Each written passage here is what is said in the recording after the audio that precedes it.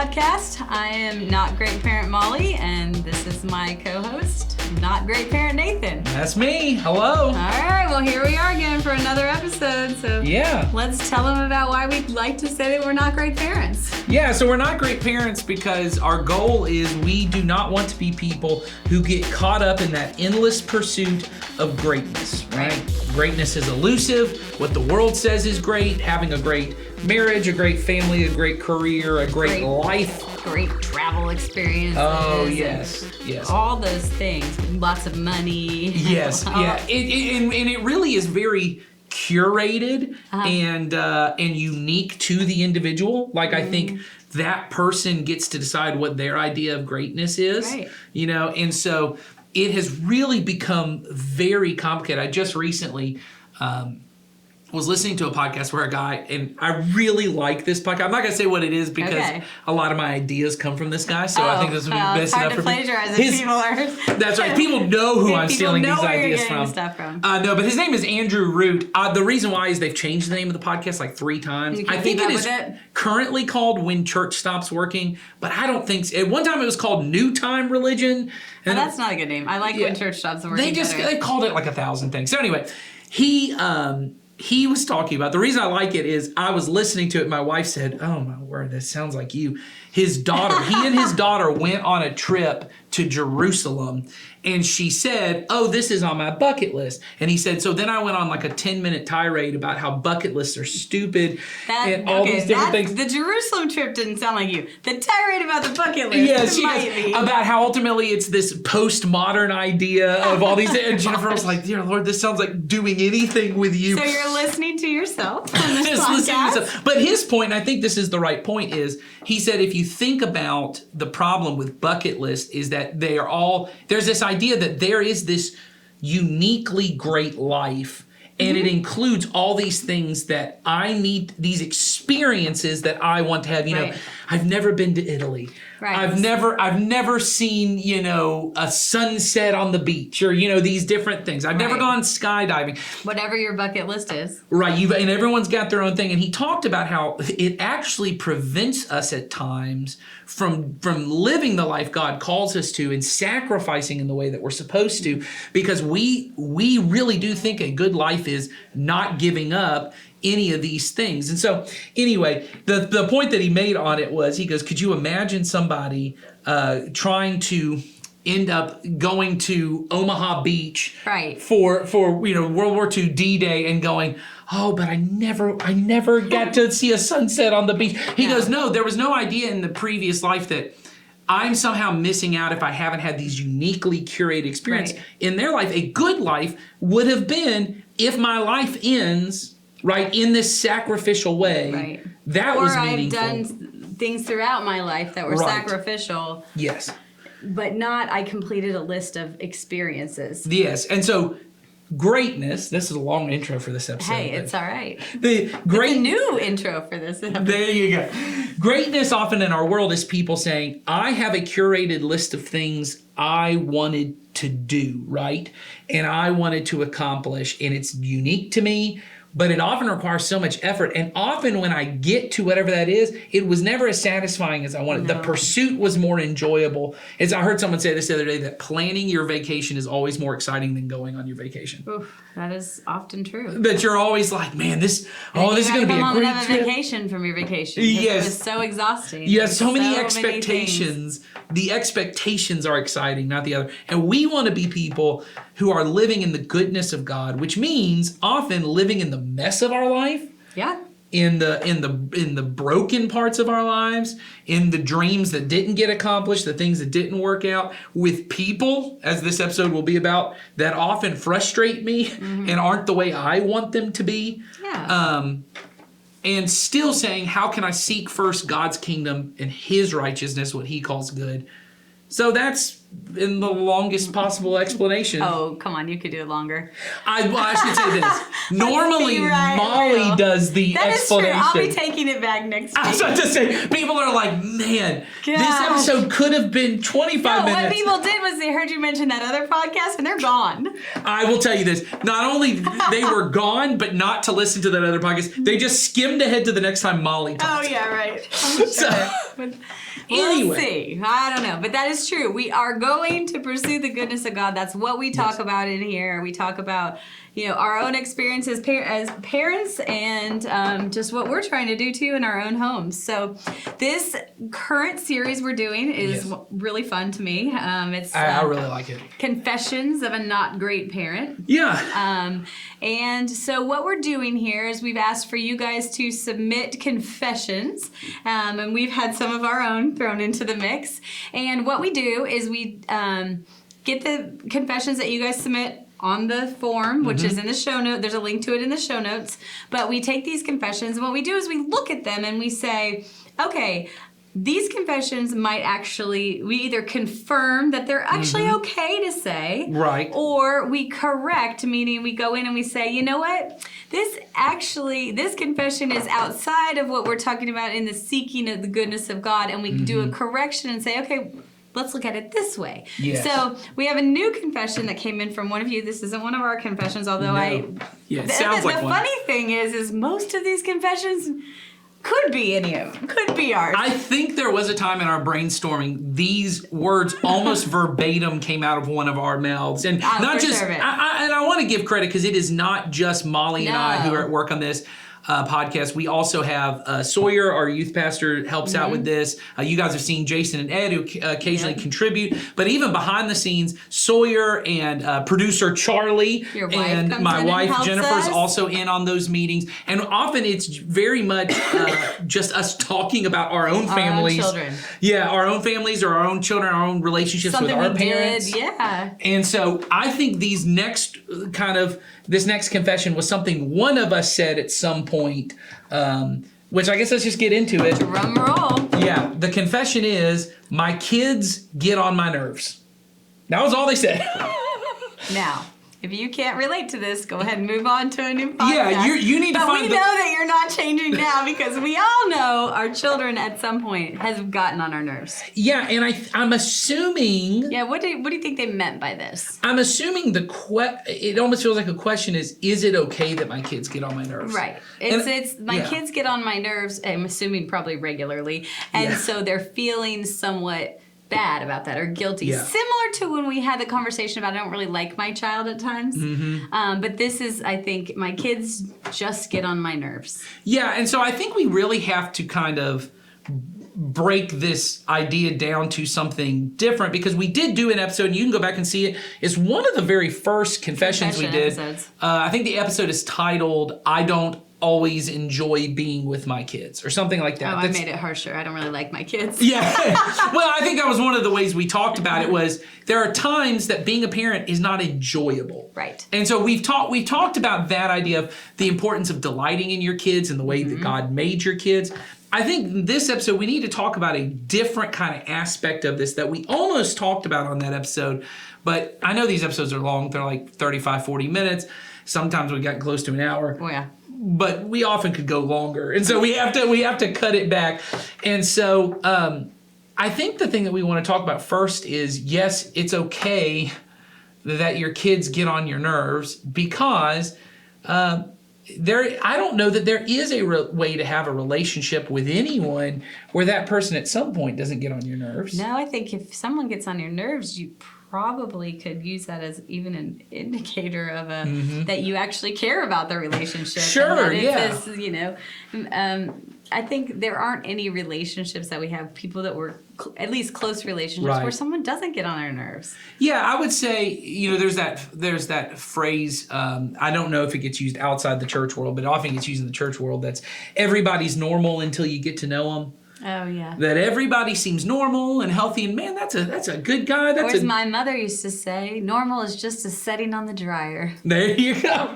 Yeah, it's you meet someone and maybe it's someone it's a new person at work or a new person at church, and you go, this person is awesome. I think we would hit it off. You have this instant chemistry. And then all of a sudden they're like clearing their throat 90 times a minute, and Okay, you're she's like, talking about me. No, I'm not.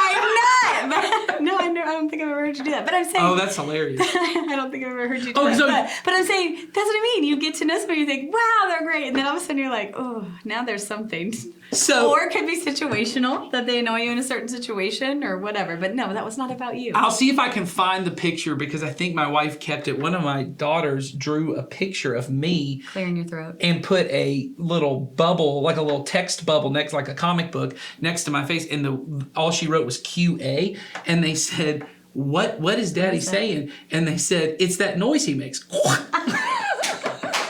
That's awesome. The word. Oh, that is so good. Because I'm always clearing my throat. I always have something. It's just, and honestly, it's become a habit. That's But so funny. going to that point, that is something I know drives my wife nuts. See? So maybe I just happened to pick the right thing, but it had nothing to do with Yes. it. I don't even know that I've ever heard you do it. But you end up, like, that's right. You end up meeting somebody and you think, we could be best friends. We could really hit it off. And then the more time you spend with them, things start to frustrate you. And I think the best example is always when you start, when you were younger, or even now if you're single and you start dating someone, and at first the things that you found really cute and endearing eventually become the things that drive you nuts about that person. That idea, I think, really gets to what everyone's used to, which is people, close relationships with people, they eventually will get on your nerves. And so I want to start by saying, I don't know if we want to confirm it, great job, people get on your nerves. I just want to say It's that's normal. Yeah. That's just a part of life. It's just a setting on the dryer.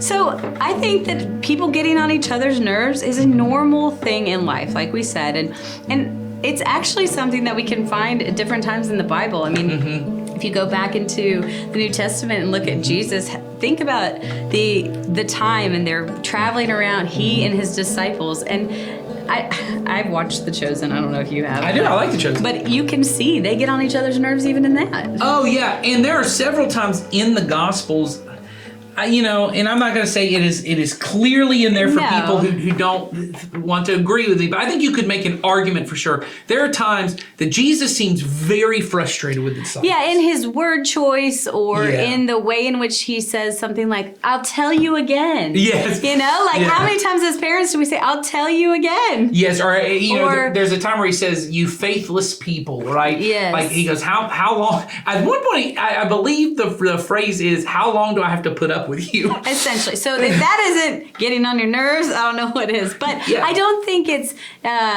a bad thing that people were getting on No. on his nerves. I think it was a part of the relationships that they Yes. all had together. That is part of growing relationally with other people. Is they get on your nerves, you work through those things, and Yeah. that isn't what the whole relationship's about. I think for many of us in the pursuit of greatness, this idea of a great life, in the family world, it often looks like Publix, right? Like a Publix commercial, yes. right? And I had used this example before. I was a former staff member of ours who now is a teacher in a media studies kind of thing.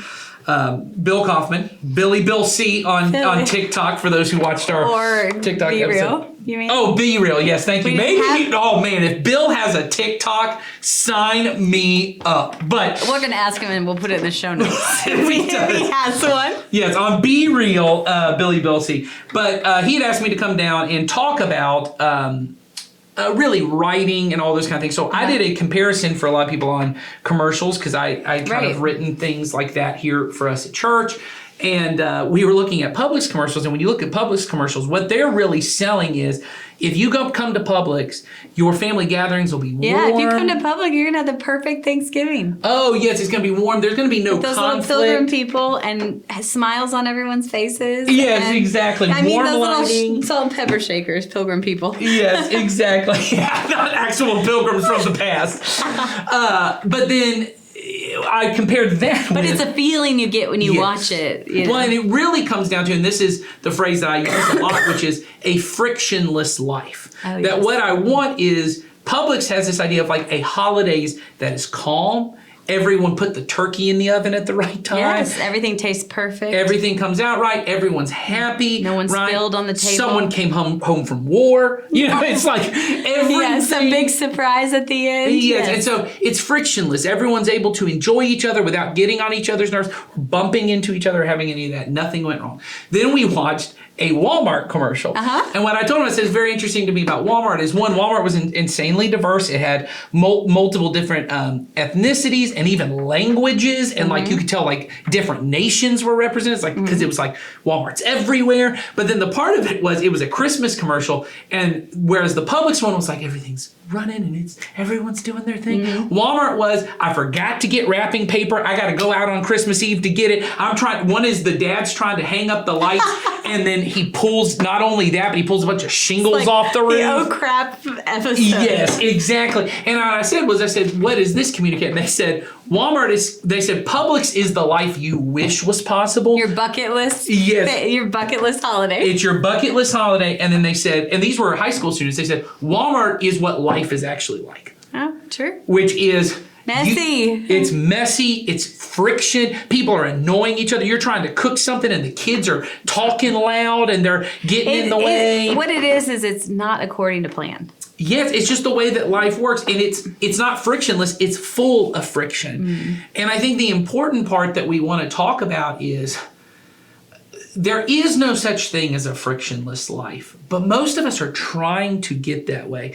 And we have tried to figure out ways. That's how most of us, I think, our frustration is with most things in life is there was friction that I did not want to show up. So, right. So that friction could come in a lot of different ways. So if I want a frictionless life, it could come from I had an expectation and an ideal or my bucket list of how this particular scenario or this person or this whatever was going to go or be. And then enter what's reality. Yes. And there is something within that causes friction to me. Whether that person does something, whether that person is just the person who they are, whether there's something that disrupted our schedule or somebody didn't come home from war that was at our family dinner, whatever it is, but it creates that friction for me. And that is reality. Yeah. And I think for many of us, we are really trying to plan our lives. And we'll come back to the relational part, but I think this is just bigger for followers of Jesus. We're trying to plan our life around making sure I can avoid all bumps in the road and all friction. And so I'll take this for example. Yesterday, I had a meeting at work. I'd gone home for lunch. I had a meeting at work. Molly was in that meeting.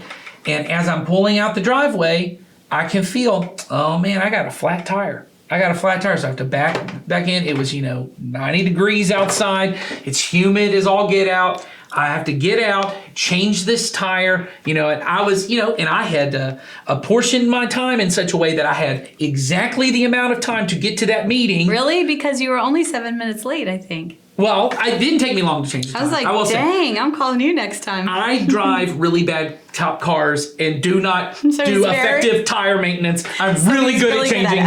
Okay, good to know. But you were only 7 minutes late. Yeah, I was not. Still, in your mind. Yeah, I had apportioned this amount of time, and there's a feeling of, I know in my head, I'm like, oh man, this is not what I need today. I'm already rushed. I've had a kind of just a long morning, lots of meetings, which had drained me and a lot of stuff. And I said, I don't need this today. I don't need to be doing this, and then in the back of my head, I can hear my mom. Who's in the meeting, but I can also hear her voice who, when I was a kid, it was, if you had planned for this, if you'd got that too. Take care of your car, and you had, because honestly, what it was, I don't think I hit anything in the road. I don't think any of that had happened. But the tread just eventually wears out, and it all happened. If you had changed those tires, you need to change. Oh yes. And I don't want to put that on my mom. That's not really my mom. That's the imaginary voice I put in my head. I've got one too. Yeah. She's right here. But I put that in the back of my head of you should, because my mom is a planner and she plans for all foreseeable things. But even if you're like my mom and you've planned for everything, some days you just hit a nail in the road. Yep. And there's nothing you can do, and the tire's gonna blow, and you're gonna have to, you can plan effectively to have a frictionless life, and then life happens. Yeah, and we should plan to have Sure. margin and frictionless Absolutely. life. We talked about that a ton, but we have to understand the reality is friction is there. Well, what I think is more important is, and you use this word, which I think is good, is margin. But margin, for me, is margin within me. Yes.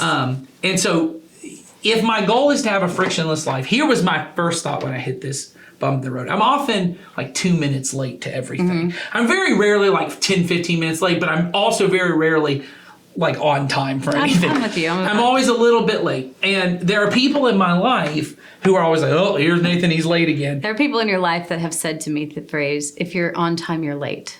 Okay, yes, there are people in my life who said that. And so in the back of my head, the first thought I had is, if I had figured this out earlier, I could have avoided this and all that kind of stuff. So the first feeling in my head is, it is embarrassing that I'm going to have to be late. Yes, it's not even changing the tire that's the problem. I look bad.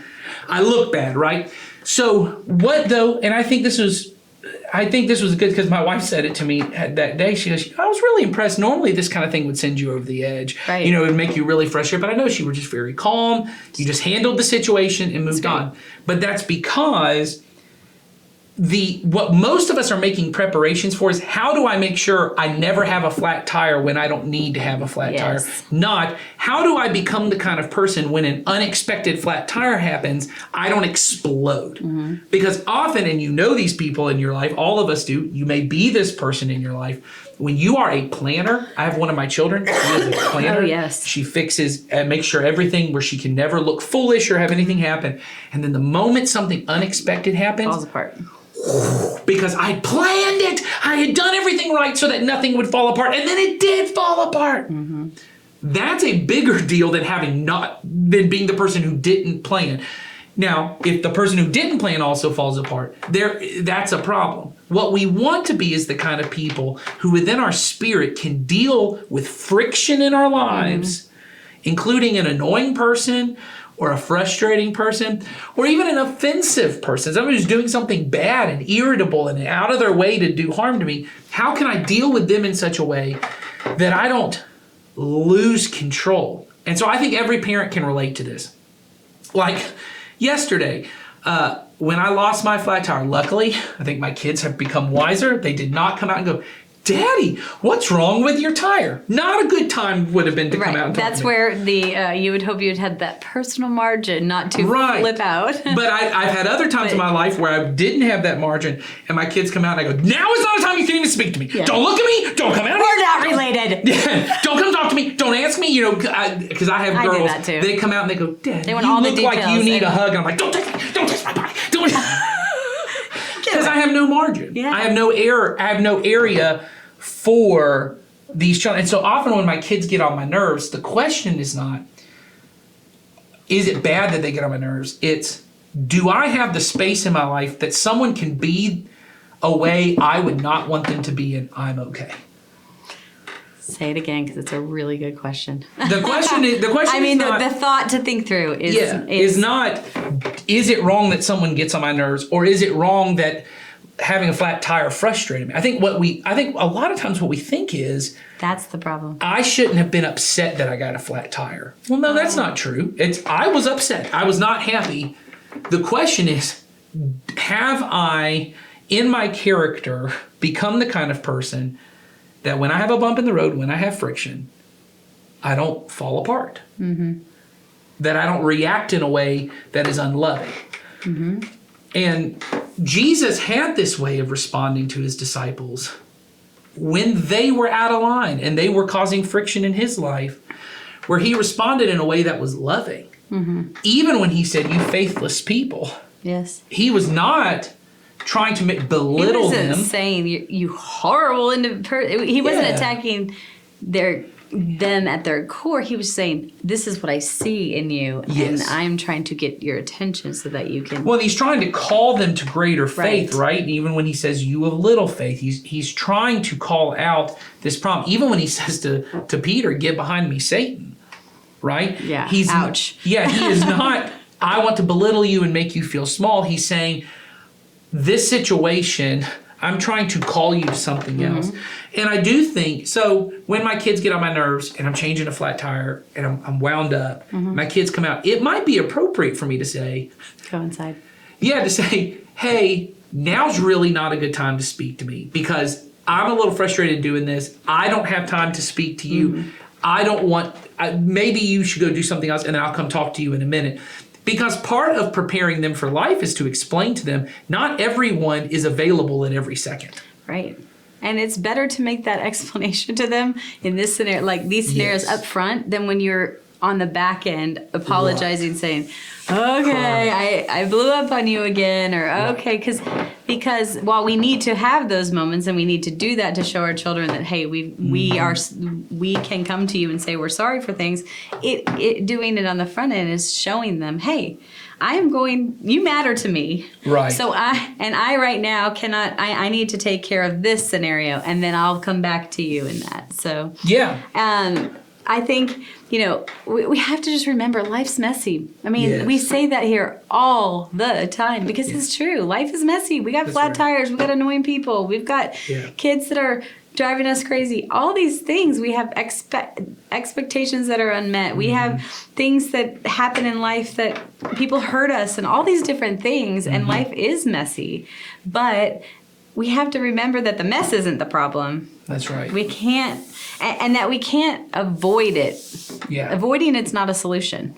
Yeah, I think for many of us, I think there is a level to which, for those of us who think the friction, the mess is the problem, many of us become conflict avoiders. I think we've already talked about the over planners, right? I'm going to make sure nothing ever goes wrong. And if you ever notice, like with the over planners, you've already thought through everything. Like, so we're about to go on vacation, and luckily neither me or my wife are over planners. We're not even that great at planners in general, which may be a problem. Not either. But we're not over planners. But I've been on trips with people who are over planners and they've already thought through every step and what would be best for you, what you would enjoy on this trip. I've already picked out your snack and your thing. And then when they come to you with the plan and you go, oh, yeah, I don't know if I want to sit in that seat, or I don't know if I want to sit in this.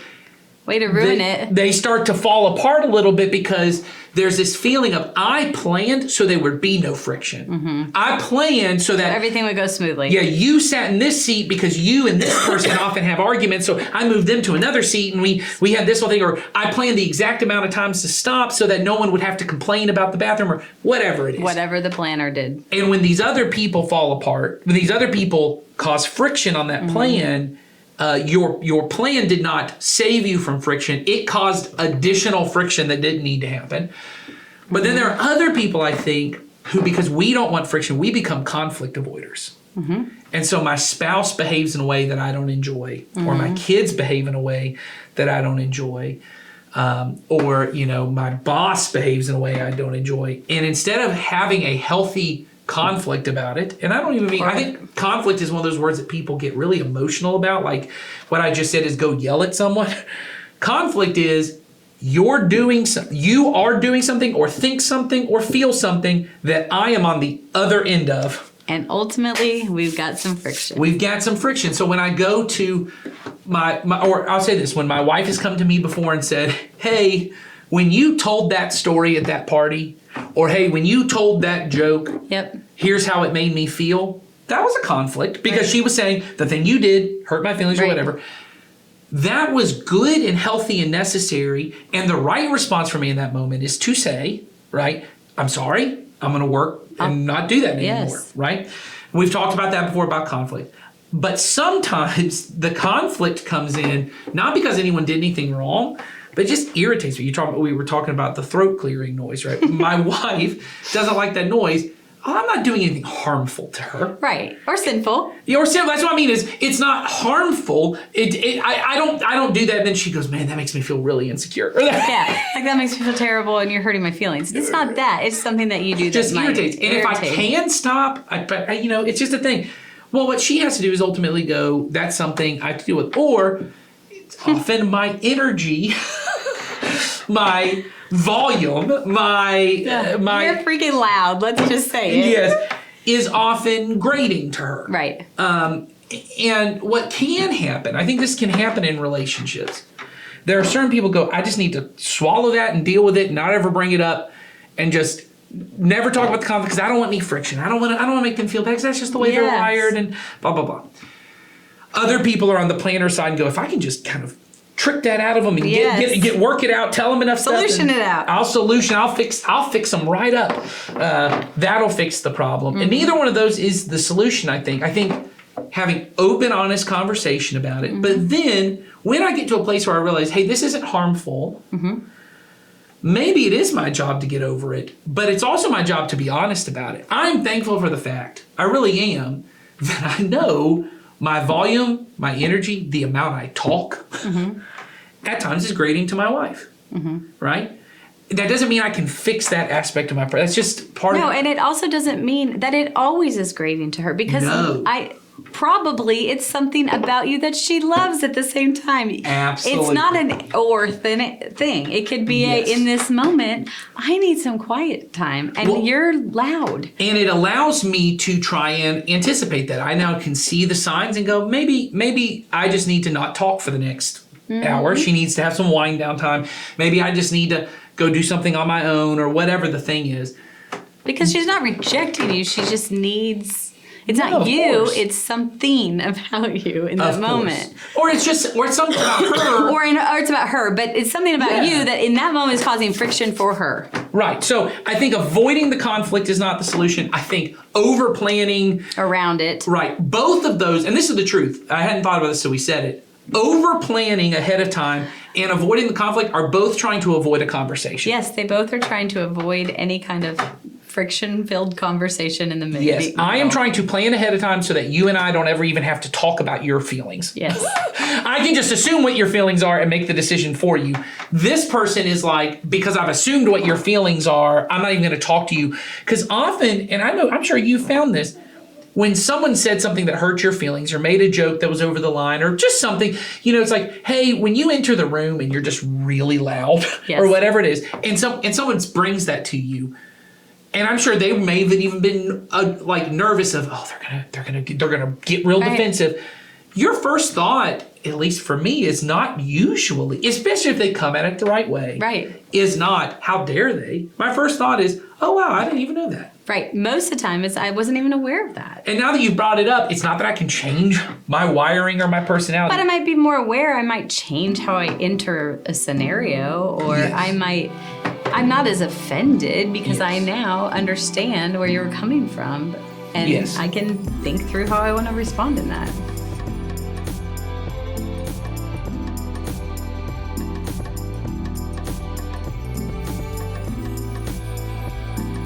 All right, so bottom line, our kids are going to get on our nerves. And that's okay.